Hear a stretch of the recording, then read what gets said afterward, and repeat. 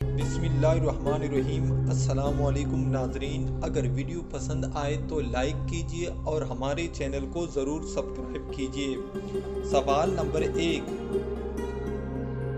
रोशनी को चांद से ज़मीन तक पहुंचने में कितना वक्त लगता है? जवाब 1.3 सेकंड। सवाल नंबर 2, साइंस की अजीम तरीन दरियाफ्त क्या है? जवाब आग।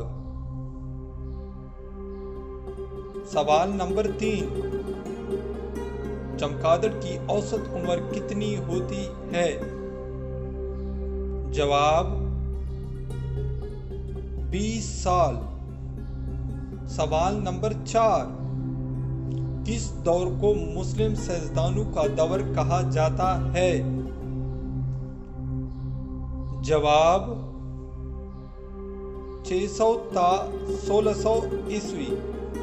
सवाल नंबर 5, जुग्राफियाई लिहाज से मशरिक का बरतानिया किस मुल्क को कहते हैं? जवाब जापान को। सवाल नंबर 6, अंग्रेजी शायरी का बानी किस कहा जाता है? जवाब जेओफ्री चौसर को।